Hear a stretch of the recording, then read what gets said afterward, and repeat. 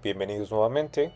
En esta ocasión estaremos presentando las p-formas e introduciendo la noción de formas diferenciables a través de estas p-formas. Somos los bastardos de Gauss y esperamos que les sea de utilidad.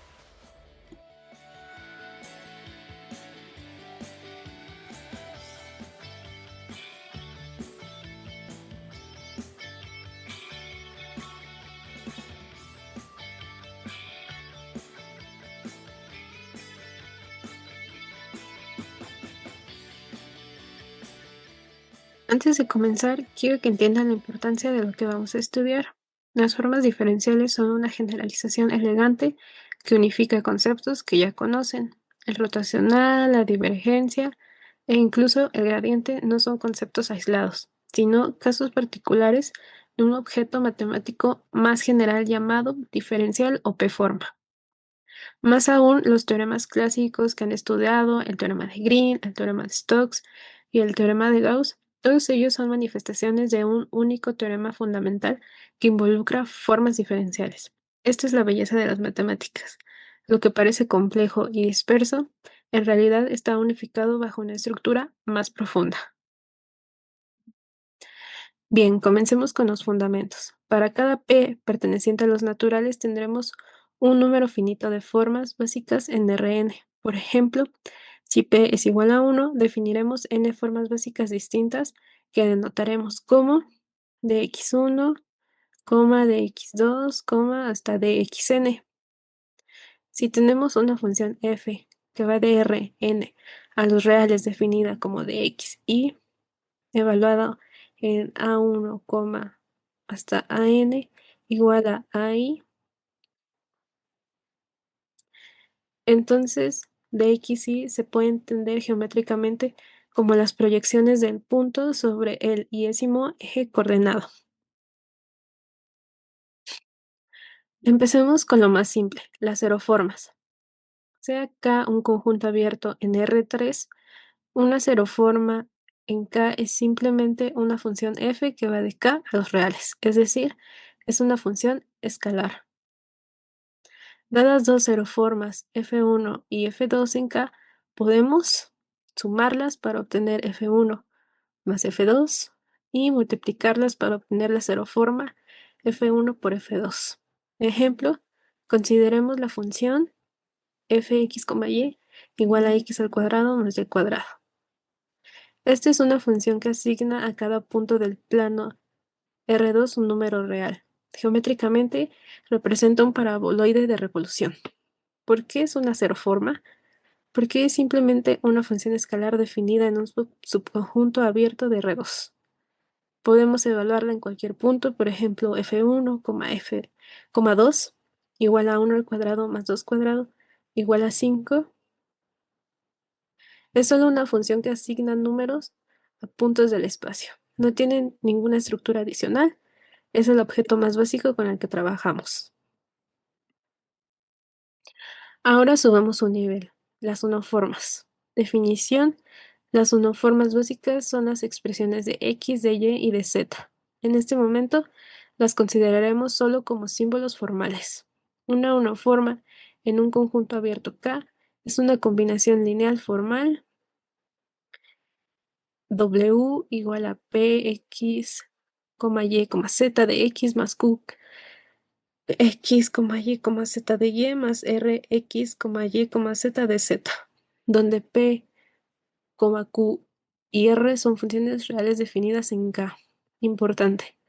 El orden de p de x, q de y r de z no importa, así que podemos escribir que p de x más q de y más r de z es igual a r de z más p de x más q de y, etc. Ejemplo, consideremos W igual a 2xy de x más x al cuadrado de y menos 3z de z. ¿Por qué esto es una uniforma? Porque es una combinación lineal de las formas básicas de x de y de z, con coeficientes que son funciones, es decir, cero formas. Esta expresión puede integrarse a lo largo de curvas, lo que la conecta con el concepto de trabajo y circulación en física. Observe que cada término tiene exactamente un símbolo, de x, de y o de z. y estos símbolos están multiplicados por funciones escalares. Continuamos con las dos formas. Las dos formas básicas son las expresiones formales de x, de y de z y de z de y. Estas deben pensarse como productos de x y de y y de z, etc. Una dos forma en un conjunto abierto K en R3 es una expresión formal igual a f de x de y más g de y de z más h de z de x, donde f, g y h son funciones reales definidas en K.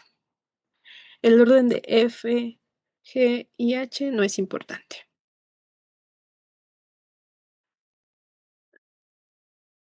Consideremos w igual a y de z menos x de z de y más 2 de x de y. ¿Por qué esto es una dos forma?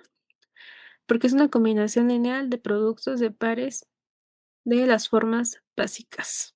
Esta expresión se integra sobre superficies bidimensionales, capturando la idea de flujo a través de una superficie.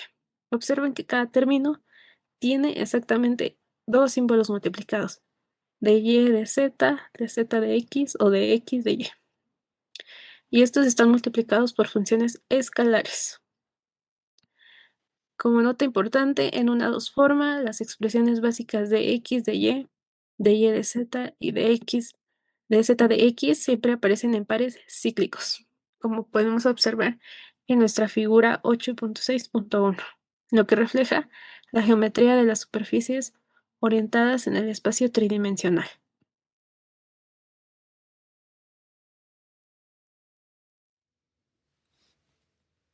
A partir de este punto, vale la pena puntualizar un par de observaciones que, aunque puedan ser inmediatas, no resultan triviales en lo absoluto.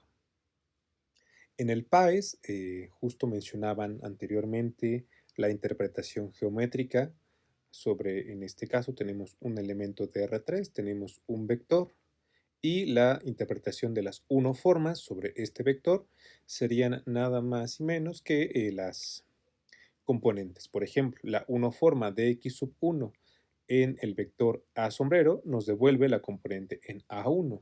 Geométricamente lo podemos ver como la proyección que existe del vector sobre el eje, en este caso nuestro eje X. Análogamente, tenemos A sub 2 como la dos forma, perdón, como la unoforma X sub 2, en donde nosotros tenemos que se aplica al vector A sombrerito, ¿no? Por último, también podemos notar que la unoforma de x sub 3 sobre el vector a sombrerito, pues es nada más la componente en z, ¿de acuerdo? Simplemente hablamos de la proyección, o bien, en este caso, pues nos devuelve la componente. Ambas acepciones, pues queda claro que son bastante similares. Continuando con esta idea intuitiva, ahora tenemos dos vectores sobre R3, el vector A y el vector B, sobre el cual estamos interpretando las formas básicas de x sub 2 y de x sub 3, las equivalentes a de y de z en el plano de R3. Y lo único que nos dicen estas proyecciones, pues no es otra cosa que ambas, por supuesto, tenemos que tomar ambas proyecciones. Recordemos que en R2 estamos considerando dos elementos del plano. Lo que nos devuelve sí es una proyección, pero al ser en R2 nos devuelve el área delimitada por B. ¿De acuerdo? Eso es lo que nos devuelven las proyecciones de A y de B. Dicho de otra forma, estamos eliminando la componente en el eje de las X. ¿Por qué? Porque no estamos tomando o no estamos considerando esta dos formas, ¿verdad? Solamente estamos considerando las dos formas de x sub 2 y de x sub 3. ¿De acuerdo? Simultáneamente, esto se vería de esta forma o siguiendo la notación. También tendríamos de x sub 2, cuñita de x sub 3. ¿De acuerdo? Estas son dos formas que simple y llanamente nos devuelven la proyección. Para no redundar tanto en esta parte, sucede lo mismo, el mismo fenómeno lo podemos apreciar en R3. en R4, en R5, así sucesivamente, salvo que las formas de representarlo visualmente no son del todo intuitivas, ¿de acuerdo? No son formas que podamos trazar, pero pues sí las podemos interpretar. Consideremos una definición adicional también extraída del PAES, es la definición 5.2, que se construye a partir de las unoformas. Esto es una definición de dos formas. Tenemos la dos forma de x sub i, cuñita de x sub j, que se construye a partir de unas formas. ¿Cómo lo logramos? Bueno, tenemos unas dos formas que se aplican a un espacio de dimensión n y tomamos dos vectores. Recordemos que como vimos en el ejemplo de R2, lo que estamos haciendo es recuperar las componentes iésima y jésima de nuestro vector A y nuestro vector B respectivamente para construir una matriz cuadrada sobre la cual hemos de calcular el determinante. De esta forma podemos definir la dos forma a partir de la uno forma. ¿Por qué de la una forma? Bueno, pues simple y llanamente recordemos que cada una de estas entradas A sub i no es otra cosa que la uno forma aplicada al vector devolviendo la entrada iésima. Por propiedades de los determinantes, no es claro, pero no es innecesario mencionarlo, que si tenemos dos columnas que son iguales, entonces podemos operar linealmente de forma que nosotros tengamos una columna que se vuelve cero y nuestro determinante va a volverse cero. Esto sucede cuando tenemos una dos forma de tipo de x sub i, cuñita de x sub i, naturalmente, como mencioné, por las propiedades de los determinantes. En lo sucesivo vamos a usar justamente esta definición, no la perdamos de vista. Para dejar clara la tres forma básica, simple y llanamente hemos de tomar un espacio de dimensión n sobre el cual estaremos aplicando una tres forma de tipo de x sub 1, de x sub 2, de x sub 3 o bien de x sub k, de x sub j y de x sub i. En realidad es más bien una expansión justamente de del mismo comportamiento que están teniendo. Veamos un ejemplito. Tenemos una tres forma dada por omega 3. Bueno, en omega simplemente sabemos que es una tres forma por la notación. Y notemos que tiene ordenadas las componentes en P, Q, R y W. Esto es una combinación lineal en donde cada una de las tres formas está ordenada de forma, como lo mencionaban, cíclica. Tenemos de X, de Y y de Z, y posteriormente tenemos de Y, de Z, de W. Después tenemos de X, de Y, de W, y por último tenemos de X, de Z y de W. De pronto puede sonar un poquito extraño el mencionarlas en orden. ¿Por qué se da la necesidad de colocar un orden? Bueno, por las mismas propiedades de las matrices, de las determinantes, disculpen, se recupera lo siguiente. Si nosotros alteramos el orden en que colocamos nuestras columnas, por ejemplo, si nosotros alteramos el orden para calcular nuestra determinante, lo que estaremos obteniendo es una determinante de misma magnitud, pero signo contrario.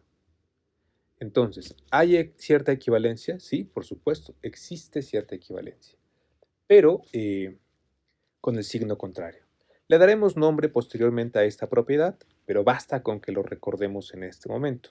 Nuevamente, si nosotros alteramos el orden de las columnas, entonces estaremos alterando el signo que tenga el valor de nuestra determinante. Pasemos a esto directamente. Vámonos directamente al producto exterior. Simple y llanamente vamos a adelantar un poquito esta propiedad, ¿no? Que le llamamos anticonmutatividad. Nosotros tenemos dos formas diferentes, una K forma y una L forma, y al operar sobre estas, si nosotros realizamos una permutación, lo único que estaremos haciendo será cambiar nuestro signo. Es una de las propiedades que en lo posterior pues les van a definir. Simplemente estamos dando un pequeño spoiler. Vamos con la última parte. Hablamos de las 0 formas, de las 1 formas, de las 2 formas y de las 3 formas. Pero hablemos ahora de las K formas. O bueno, como dice la notación, de las P formas. Notemos lo siguiente. Estamos tomando un elemento de un producto cartesiano que se da P veces, ¿correcto? P veces. Entonces, lo que estamos realizando es tomar un vector de índices al cual estamos asociando cada una de las P formas básicas. Esto es, tenemos x sub L sub 1, cuñita, sucesivamente hasta la dx sub L sub P. De forma que lo que nosotros podemos construir no es otra cosa que una matriz, nuevamente, una matriz cuadrada de dimensión P, o esto es P por P.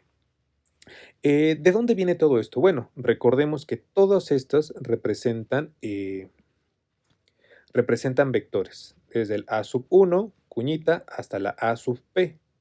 Y entonces, a cada uno de estos le estamos aplicando una P forma de la siguiente, con el siguiente ejemplo. Pasemos al ejemplito, quizá eso nos ayude a entenderlo un poco más, ¿no? Es un poco inmediato, pero vale la pena que lo veamos.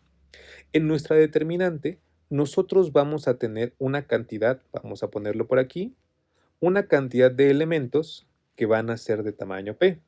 Y asimismo le estamos añadiendo una cantidad de columnas también de tamaño P. Esto dado por el tamaño, bueno, por la dimensión del elemento que estamos tomando en el vector de índices y segundo, por la dimensión que estamos tomando del conjunto donde habitan. Entonces, nosotros estamos construyendo una matriz de tamaño P por P. ¿De acuerdo? Ya que tenemos esto, entonces la definición se sigue completa e inmediatamente de la definición de la 2 forma o de la 3 forma, que a su vez se construyen con la 1 forma. Vamos a dejarlo hasta aquí y vamos a continuar con la siguiente parte. A todo esto, también sería bastante oportuno poder aclarar un par de consideraciones más importantes. Vamos a denotar el espacio omega mayúsculas P como el espacio de todas las posibles combinaciones de P formas básicas en Rn. En particular también estaremos usando el 0 refiriéndonos a el espacio de las P formas. Y también como consideración importante hemos de hablar de la cantidad de P formas que existen dentro de un espacio de tamaño n, bueno, de dimensión n. Para ello hemos de recurrir simplemente al conteo por combinaciones y por permutaciones. Hemos dicho justamente hace un momento que si nosotros tenemos la 2 forma dx sub i de x sub j, entonces al realizar la permutación nosotros tendríamos una equivalencia con dx sub j de x sub i. Pero hemos de considerar esta clase de permutaciones como no esenciales. Más aún, consideraremos únicamente una de las primeras formas en las que se van presentando de manera cíclica, como habíamos dicho en un principio. ¿De qué nos sirve todo esto? Bueno, para poder contarlas hemos de contar únicamente las combinaciones que existen. Por ejemplo, si nosotros tenemos un espacio de dimensión n y queremos saber cuántas n menos k formas existen, entonces basta con realizar las combinaciones. De realizar las permutaciones, estaríamos contando el número de, pues sí, formas de ordenar que tenemos, n menos k formas, en un espacio de dimensión n. Pero como lo que nos interesa es justamente contar n menos j o n menos k formas, pues basta con usar las combinaciones, en donde esto pues nos devuelve simplemente n menos j factorial por, nosotros tenemos n menos j factorial. Lo escribo nuevamente. Esto va a ser igual a n factorial entre n menos j factorial por n menos j factorial, que no es otra cosa que las combinaciones que existen, ¿no? Esto es el coeficiente binomial de j factorial.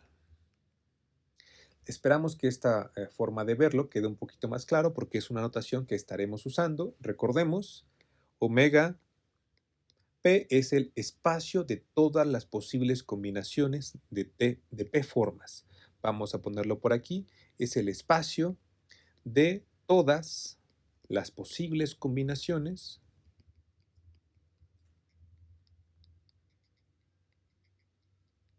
de P formas básicas.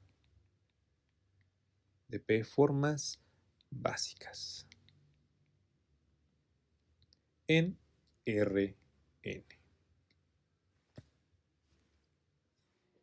Antes de continuar, necesitamos definir algo llamado producto exterior, que denotaremos por una cuñita. En este caso, por practicidad lo definiremos para una dimensión de grado 3, dado que para una dimensión mayor esto se complica un poco. Primero definimos omega y nu, omega una K-forma y nu una L-forma, tal que el producto exterior de estas nos da como resultado una K más L-forma. Esto nos quiere decir que el grado de nuestra nuestra P-forma resultante está acotado entre 0 y 3. Ahora, el producto exterior necesita cumplir con algunas condiciones. La primera es que debe de existir una K-forma 0, tal que al sumarle otra K-forma, como en este caso, nos tiene que resultar la misma K-forma. Esto parece trivial, pero en el caso del producto exterior lo podemos ver como el producto es 0 por nuestra K-forma, y pues esto obviamente es 0. Para la segunda condición tenemos distributividad. Si f es una cero forma, esto lo podemos ver directamente como un polinomio. En este caso particular, recordemos que como grado máximo tenemos 3. En este caso, podríamos sumar una cero forma con otra cero forma, una uno forma con otra uno forma, etc. Tienen que tener el mismo grado. En este caso, como esta es una cero forma y esta puede ser K forma de entre 0 y 3, lo único que tenemos es el producto de f con W1 más W2, pero recordemos que simplemente es un producto, por lo tanto se distribuye. La tercera condición es la anticonmutatividad. En este caso, si se dan cuenta, el producto exterior de omega con nu no es lo mismo que nu con omega. Esto lo veremos más adelante. Solamente quiero aclarar que el superíndice que aparece aquí nos permite saber o contar cuántas permutaciones necesitamos para que estos dos sean iguales, estas dos cosas sean iguales. Para la cuarta condición tenemos la asociatividad.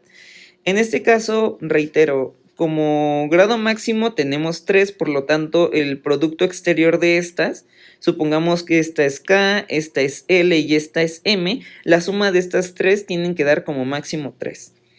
En este caso, como son simples multiplicaciones, tenemos... W1 por W2 por W3, y pues es básicamente lo mismo que una multiplicación, se puede asociar de la misma forma. Para la quinta propiedad tenemos la homogeneidad. Si f es una cero forma, entonces de la misma manera podemos aplicar conmutatividad. Para la propiedad número 6, básicamente lo que tenemos es una particularización en las unoformas. Por ejemplo, aquí podemos ver el producto exterior de una unoforma con otra unoforma, que podemos expresar directamente de esa manera. De este lado tenemos la anticonmutatividad. Pueden notar que L es igual a 1 y K es igual a 1, dado que estamos multiplicando unoformas, por lo tanto el producto sería 1. Y la potencia o el superíndice del menos 1 pues va a ser 1. Aquí Z, les pido una disculpa. Esto se puede ver directamente con un determinante. Es bastante sencillo, es trivial. Y de este lado podemos ver cómo se pueden asociar de igual manera, como lo vimos en esta parte. En esta o en esta. Esta parte directamente. Comprendido todo lo anterior, podemos dar pie a lo que es la introducción a P-formas diferenciables, comenzando con un par de definiciones. La primera, sea f una función que va de un subconjunto de Rn U a R, una función de clase C1 que está definida en U. Y definimos el diferencial de una cero forma que estará denotada de esta manera, y que pues el diferencial se va a denotar de esta otra forma. Se va a denotar como la unoforma definida para el subconjunto U en R. El diferencial tendría esta forma que básicamente es el gradiente fijado en un vector de dx con componentes de x1 hasta dxn. Y de manera general, a la hora de evaluarlo en un vector x que pertenece a nuestro dominio, tendríamos esta expresión completa. Una vez definido todo esto, podemos dar paso de forma general a qué significa una p-forma diferenciable.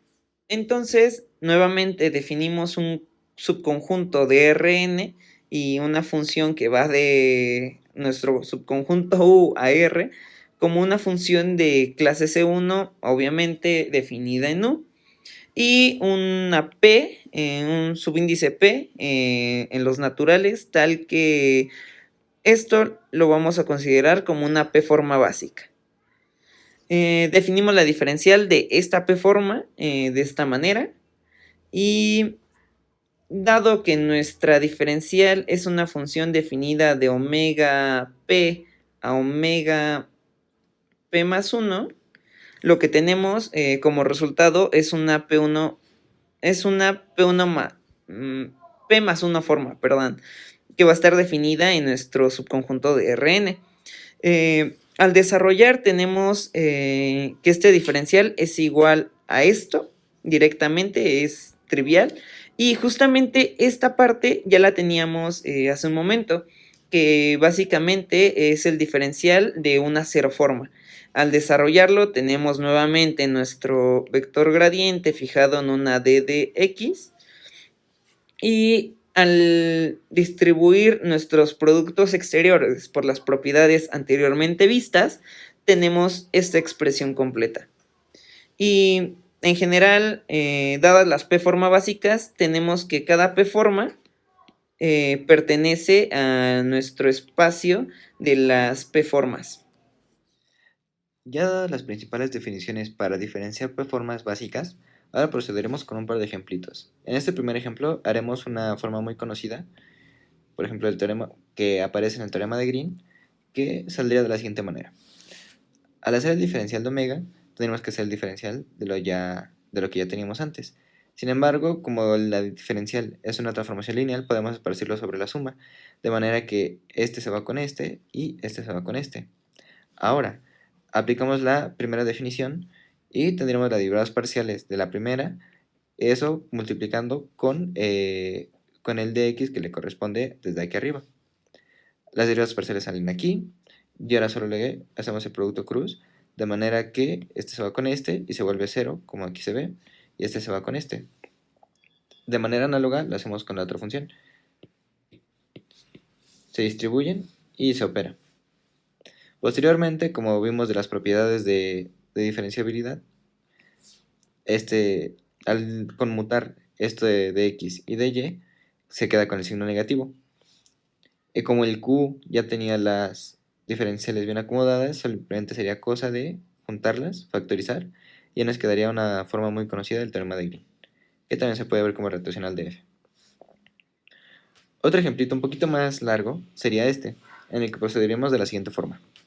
Al hacer el diferencial de omega, que bueno, no lo había explicado, pero este 1 indica el nivel de la forma, en este caso sería una 1 forma, simplemente saldrían las derivadas parciales de cada f, eso en producto con el de x que le corresponde de la definición que tenemos aquí. Estas son las derivadas parciales de f1 hasta las derivadas parciales de fn, cada uno con el producto respectivo. Y aunque este resultado se puede ver un poco complejo, ahorita veremos la definición general que nos permite entender cómo pasamos de esto a esto con un poquito más de facilidad. Ahora desarrollaremos la generalización de la diferenciación de p-formas de la siguiente manera, en el que intercambiaremos el omega 1 por un omega p, y en este caso esta p nos indicaría el nivel de la forma, es decir que tendríamos ahora una p-forma en el que la k que aparece en este lado sería igual a la a las combinaciones de n en p, que indica la máxima cantidad de sumandos que podríamos llegar a tener. En este caso vamos a desarrollar el caso anterior que habíamos mencionado, el de la diferenciación del omega 1 para que fuera un poquito más claro, que es un caso particular de esta forma de acá. En este caso, como ya hemos mencionado, el diferencial se distribuye entre cada una de las entradas, entre cada una de las sumas, perdón, y sacaremos las derivadas parciales. Al sacar las derivadas parciales, hemos de notar que cuando j vale 1 en este caso, se coincide con esta forma de acá, que por las propiedades que ya habíamos mencionado antes, se vuelve a 0, y entonces nuestra suma, ahora ya no empieza en 1, empieza en 2.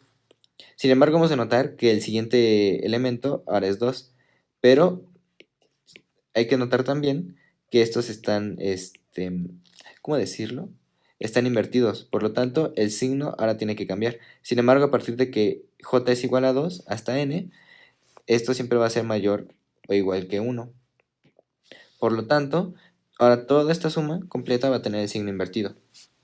Ahora, procediendo con esta forma de acá, notemos que j empieza en 1, lo cual tiene el orden adecuado para mantener un signo positivo, por lo que lo vamos a bajar de manera positiva. Cuando vale 2, se cancela, se va a 0, y cuando vale 3, es el mismo razonamiento que acá. Al ser mayor o igual a 3 en todos los demás casos, simplemente lo vas a bajar con signo negativo y en una suma. Y así va a pasar con todos los casos hasta llegar hasta n, en el que en este caso, como toda la suma con n es menor, o sea, todos los números que tenemos aquí van a ser menores a n, entonces van a mantener el signo positivo en esta j, y el único que se va a ir a 0 es cuando aquí, arribita, vale n.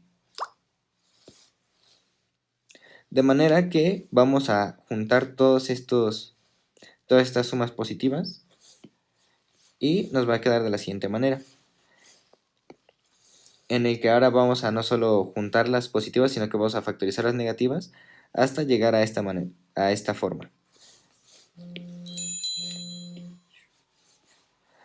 que de manera compacta nos quedaría de esta forma de acá, en el que estas de acá son estas de acá y viceversa, hasta que finalmente lo podemos describir de una manera más sencilla como esto, en el que notemos que cuando este es 1, estos son 2, 3, hasta n, de manera que todos son mayores o iguales a 1.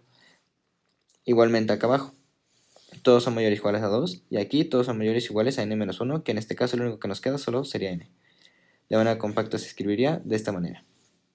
Un último detalle a añadir es que si quisiéramos hacer una forma general en estas sumas, lo único que tendríamos que hacer es intercambiar este y meterlo aquí, en cada uno de los que les corresponde, de manera que dx L1 cuñita hasta dx LP y es igual a dxy. O bueno, mejor dicho, lo sustituiríamos por dxy. Muy bien. Ahora con nuestros conocimientos previos y necesarios vamos a ver la parte aplicada. Esta parte aplicada la vamos a ver con un diagrama de Alexis. Y esto es porque básicamente en demografía este es el espacio perfecto para visualizar una K-forma, porque combina dos dimensiones esenciales, las cuales van a ser el tiempo, que lo vamos a ver como el año calendario, y la edad. Esta edad cumplida se va a ver en decimales, y esto es importante, pero lo vamos a ver más adelante. El tiempo lo vamos a ver como nuestro eje horizontal y la edad como nuestro eje vertical. Y vamos a tener tres direcciones fundamentales en nuestro plano. Vamos a hacer las líneas verticales, que van a ser los periodos, y las líneas horizontales, que van a ser las edades, y finalmente las líneas diagonales van a ser nuestros cortes.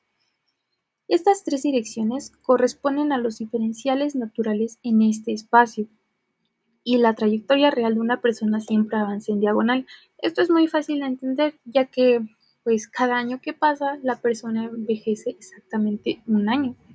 Esta diagonal representa el flujo de vidas en este plano y es la interpretación geométrica más directa de una K-forma aplicada a datos poblacionales. ¿Qué fue lo que hicimos nosotros? En este caso, trabajamos con archivos de funciones del INEGI desde 2018 hasta 2023 y nuestro objetivo fue reconstruir el flujo de vida de cada individuo con la mayor precisión posible. Lo que hicimos primero fue limpiar las fechas de nacimiento y de defunciones. Luego calculamos la edad decimal y el año decimal. Es importante. ¿Por qué? Porque para aproximar un campo continuo, ya que la edad entera, ya sea 20, 21, 22, etc., estas producen líneas horizontales artificiales y la edad decimal permite ver el flujo real como un fenómeno suave. Y con ello reconstruimos nuestros cortes reales. Esto va a ser para cada individuo. Y esto lo hicimos de la siguiente forma. Básicamente el año de defunción menos la edad decimal nos dio nuestros cortes.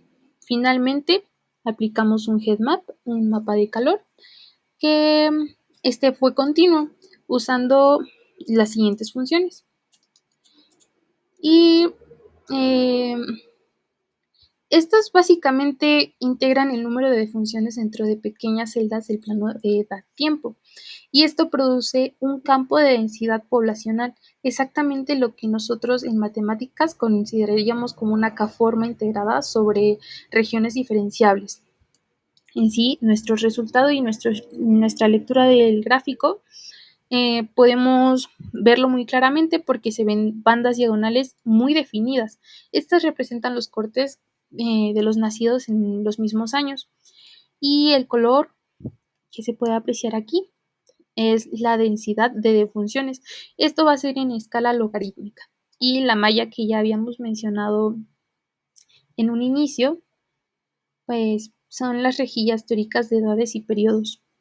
Y cuando estas diagonales aparecen limpias, significa que el cálculo de edad decimal y año decimal fue correcto y que efectivamente estamos visualizando el flujo de generaciones completas.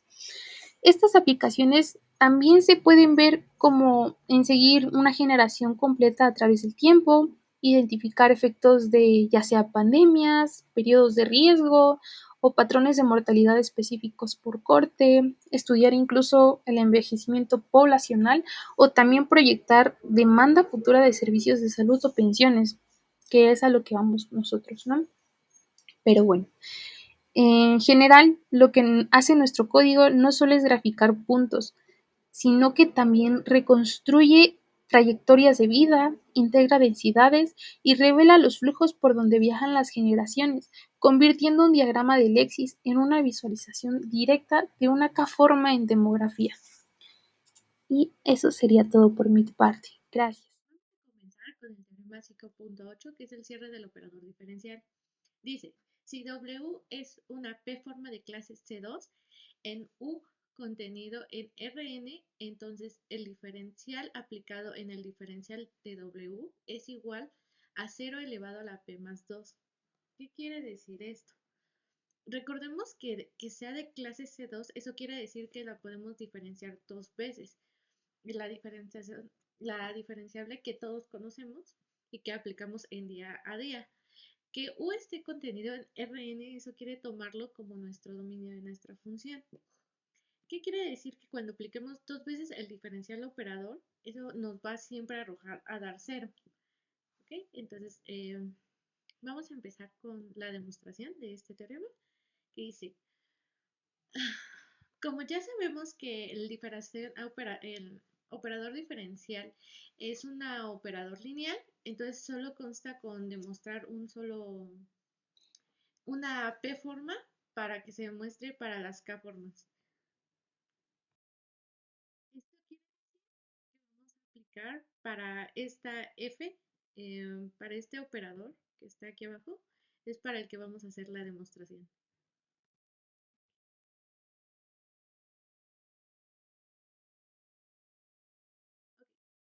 Tomando en cuenta la definición, utilizando la definición 5.6, ya vista está anteriormente en el video, vamos a tomar una n que nos convenga por anotación, que va a ser de la siguiente forma. Ahora, vamos a aplicar nuestro diferencial en Fn. Recordemos que Fn la definimos en la diapositiva pasada como, cuenta eso, vamos a aplicar el diferenciable, en este caso, en esta parte de aquí, donde vamos a utilizar el producto cuña ya definido anteriormente por nuestra n que definimos aquí arriba. Y esto nos va a dar o formamos una P más un formas, ya definida en la parte anterior, en la definición 5.6, donde decimos que nuestra diferenciable de P formas está constituida por estas de aquí, por derivadas parciales multiplicadas por nuestro producto cuña por n, ya que recordemos que el producto cuña tiene la propiedad de distribución. A desarrollar nuestra P más un formas. ¿Qué vamos a hacer primero? Pues vamos a aplicar el término de T dentro de la sumatoria, que esto puede pasar por la linealidad de la sumatoria. Luego, en la parte de abajo ocupamos la regla de Lewis, donde nos implica que tenemos el operador diferenciable. El operador nos indica lo siguiente, que hay un alfa más beta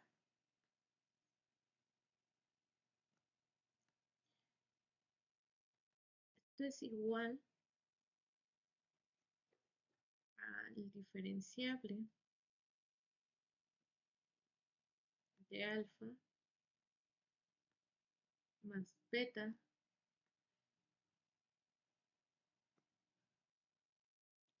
más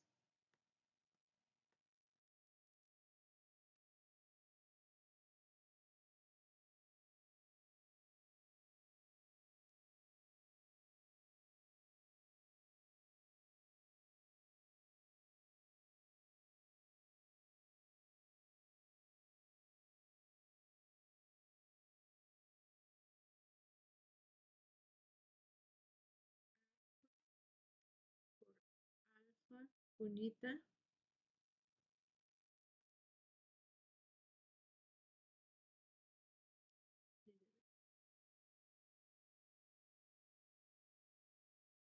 y una disculpa, aquí es cunita igual.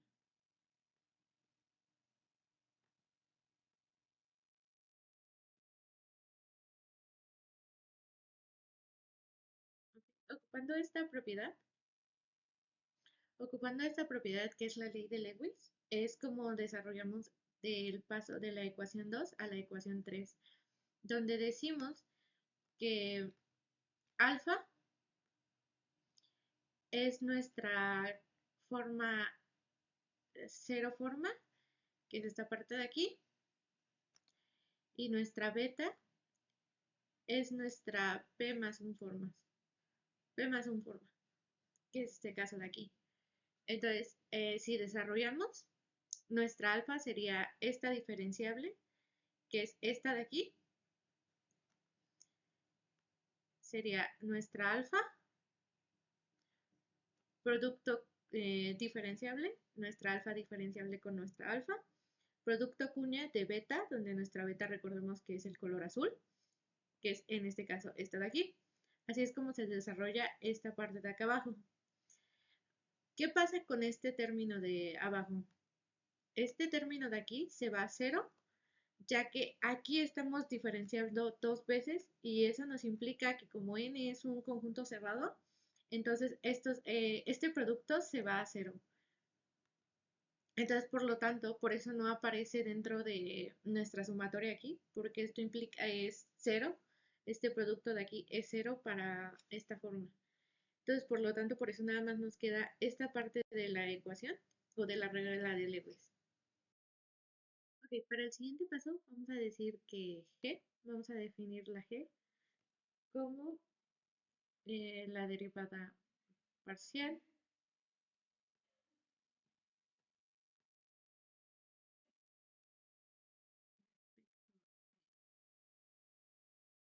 total.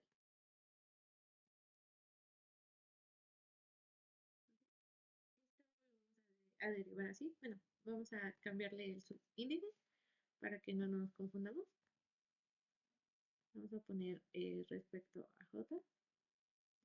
Entonces, esta es una ceroforma. Entonces, vamos a aplicar la definición de derivada exterior de una ceroforma. que recordemos que la derivada exterior de una ceroforma es la suma de nuestra de j igual a 1 hasta n, dado nuestra g, que recordemos que nuestra g es la derivada parcial respecto de xy, que es en este caso esto de aquí, por nuestra d de xy. Entonces, si se dan cuenta, esta parte de aquí, todo lo que está dado de amarillo, es nuestra definición de derivada exterior de una ceroforma aplicándola a una función g, que g la definiríamos como esta parte de aquí abajo. Okay, creo que es directo. Luego, la parte de abajo solo hacemos una simplificación de expresión, donde pues derivada parcial por derivada parcial nos da derivada al cuadrado de f de x sobre respecto de la derivada parcial de xy por la derivada parcial de xj. Aquí es pura notación. Voy a explicar más detalladamente cómo pasamos de la ecuación anterior a esta. A ver, más a detalle cómo es la transición de la última ecuación de la diapositiva con la diapositiva final. Esta es la diapositiva y a esto es lo que queremos llegar, o a lo que llegamos. Se ocupan dos grandes movimientos fundamentales que hay que tener en cuenta, que es la antisimetría del producto cuña y la reorganización de la doble sumatoria. Okay. ¿Por qué es importante? Vamos a empezar por la reorganización de la sumatoria. Entonces, vamos a recordar que la suma original recorre todos los posibles todos los posibles pares de i y j que van de 1 hasta n. Entonces, los términos que se encuentran dentro de esta doble sumatoria son de este tipo. Entonces, se descomponen en tres casos. En el caso donde son iguales, el caso donde i es mayor a j y el caso de que j es mayor a i. Perdón, el caso donde i es menor a j y donde j es menor a i. El caso de donde i y j es trivial, que va a 0 y se anulan todos estos términos, por una propiedad de la antisimetría de la cuña, que es un producto cuña de su forma consigo misma es 0. Entonces, todos los que sean iguales se van y se convierten en 0. Entonces, lo que nos gustaría notar o remarcar, o lo que nos interesa dentro de nuestra sumatoria, son todos los términos que son i distinto de j, que sería en nuestro caso b y c.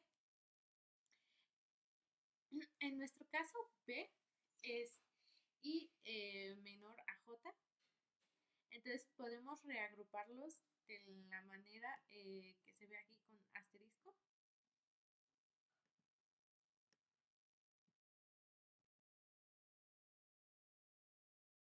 Entonces, como podemos ver, se puede reagrupar de esa forma. Esto ya lo habíamos explicado, que esto se da por la ley de Lewis, por la propiedad de Lewis, que demostré anteriormente. Bueno, que expliqué anteriormente. Y en el caso donde j es menor a i, podemos comprobarlo, además escribir los términos de orden de xy cuña de xj. Entonces, usando la antisimetría, ¿por qué usamos la antisimetría aquí? Porque como dijimos, queremos di dj y nosotros aquí tenemos que es dj de i. Entonces, recordemos que podemos usar la antisimetría. Entonces, esta propiedad, colocándole un menos, podemos cambiar el orden del producto cuña. Entonces, nos quedaría de la siguiente manera.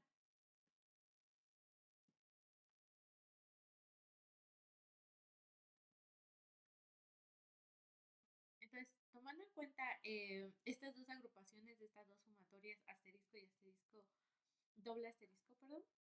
Entonces, podemos agrupar ambos términos en una sola sumatoria de i menor a j, sumando asterisco y doble asterisco. Y recordemos que i debe ser mayor a 1 y j debe ser menor a n, porque todos nuestros pares y j van de 1 hasta n.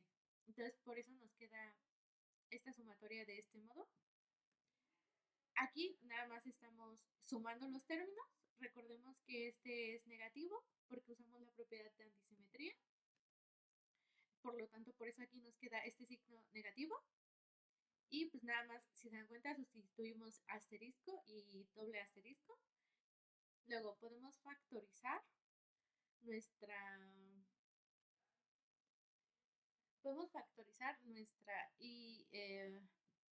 nuestros términos de xy, cunita de xj, cunita n.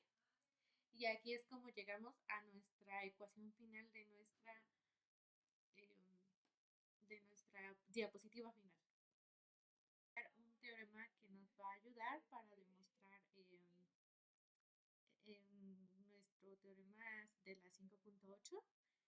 Este teorema, ¿cuál es su hipótesis o cuál es lo mismo importante? Que f sea de clase 2 y como recordemos nuestra f sí es de clase 2, por lo tanto que lo podemos utilizar.